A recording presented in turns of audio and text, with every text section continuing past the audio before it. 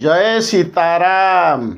भगवत प्रेमी मोर प्रिय दर्शक मंडली मानकु आजिर एही भिडियो रे पुणी थरे स्वागत। प्रिय दर्शक बंधु मानक सम्मुखरे आजिर प्रसंग आमे रखिबाकु जाउछु। जीव किपरि कर्म द्वारा बंधन होइथाए एवं मुक्ति मध्य होइथाए।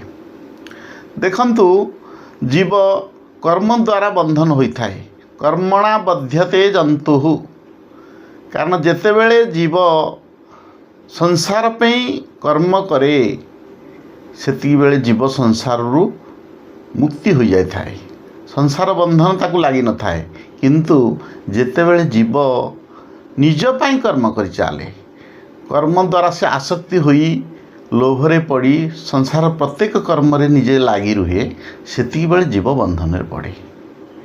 तेणु जीव कौन करुच्ची तार सबु प्रकार परिस्थिति रे जेतेबेले सम्मुखीन होउची, तार सुस्थता थाउ बा रुग्णता थाउ किंबा धन थाउ बा निर्धनी ही थाउ, धनवत्ता ही थाउ का निर्धनी ही थाउ, जे कोनसी परिस्थिति रे से कर्मयोग करि परिबो। काहेकि ना कौनसी प्रकार परिस्थिति आसले मध्य कर्मयोग करिवार तार अधिकार अछि।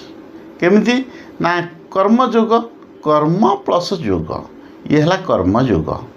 तेणु संसार पाई जेतेबेले जीव कर्म बारंबार करि चाले सेतिकी बेले कौन हुए, ता पाखरे योग अनुभूत हुए नाही, कारण से संसार रे बांधी हो जाय थाए।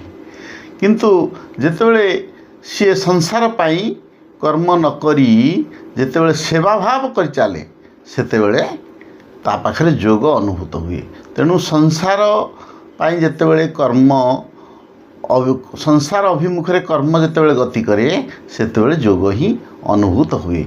जदि संसार भितर रही आमे समस्त प्रकार कर्म रे बांधी होई रहिबा, केतेबेले हेले भी आमको योग अनुभूत हेबो नाही। शरीर, इंद्रिय, मन, बुद्धि, पदार्थ, धन, संपत्ति इत्यादि जहाँ किछि सब आम पाखरे अछि, ए सब सब होउची कोन संसार रो। एमाने सब संसार भिन्न। तेणु ए सब जिनिस गुड़ी को आमे कौन करवा ना संसार सेवारे लगाई देबा। संसार सेवारे लगाई देबा ही आमर मुख्य काम। जदि आमे एहाकु संसार सेवारे न लगाउचे ताहले आमे कर्मयोगरे बांधी ही रहउचे। तेणु एगुड़ी को संपूर्ण रूपे माने कौन करवा ना एथरु करिवार इच्छा आउ पाइबार इच्छा, ये जिते सब लालसा एगुड़ी को संपूर्ण त्याग करिया दरकार। त्याग करदे कौन हम ना आम प्रकृत कर्मयोगर जो शिक्षा प्रणाली रही सेटा आमर उपयुक्त मार्गदर्शन हो रहिबो। तेणु कर्मयोगरे जेते सब कार्य हुए से सब संसार हित पाई हुए। तेणु देखंतु सूर्यालोक सूर्य जेते सब आलोक दौरान सारा विश्व ब्रह्मांड रे समस्त आलोक पाउछन्ति। सूर्य तांको कर्म कर किंतु से निज पाई करुछन्ति, संसार सेवा पाई देउछन्ति।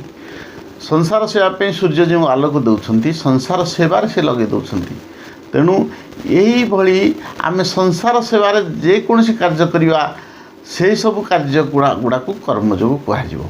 संसार सेवार बांधी होइले आम केबे आमे कर्मयोग होई परिया नाही।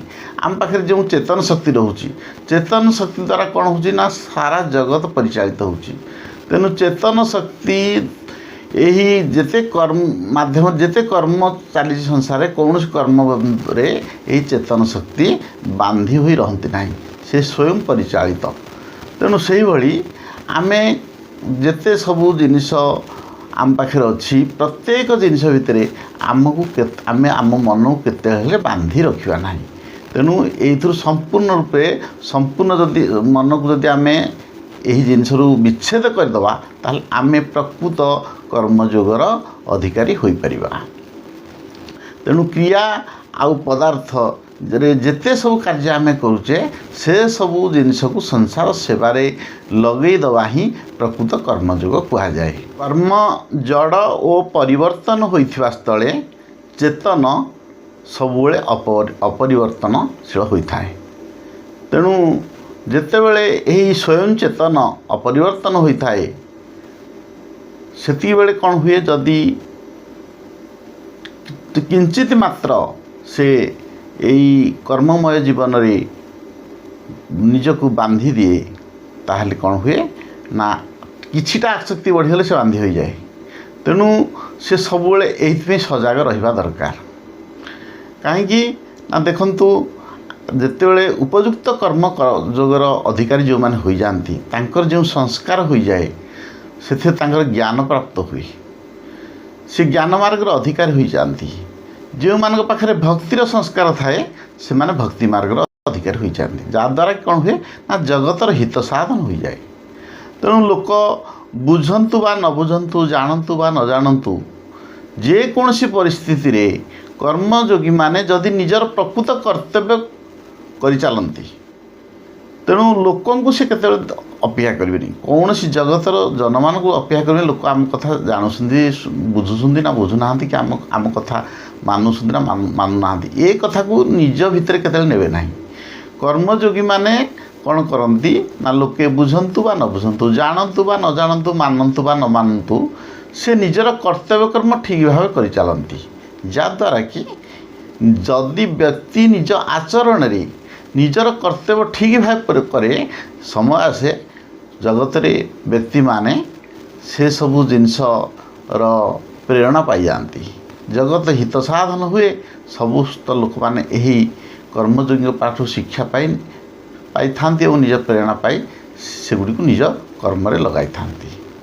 तेणु बंधु मान को आज मोर विषय वस्तु कहिवार तात्पर्य होउची समस्ते यही भली निजे निस्वार्थपर होई संसार सेवार लागंतु प्लस कर्मयोगी माने जो माने प्रकृत कर्म करती तांको ठारू नीति शिक्षा प्रणयन करंतु जहाद्वारा कि आमे सबुले संसार जीवन रे केतेबेले बांधी होई रहिबा नाही जहाद्वारा कि आमे भगवान कृपार पात्र होई आमे मुक्ति मार्ग निश्चित भाव अधिकारी हेबा। आजिर प्रसंग को आमे एठी रखुचु पुणी आमे देखा हेबु आपण मानक सहित आगामी भिडियो रे। जय सीताराम।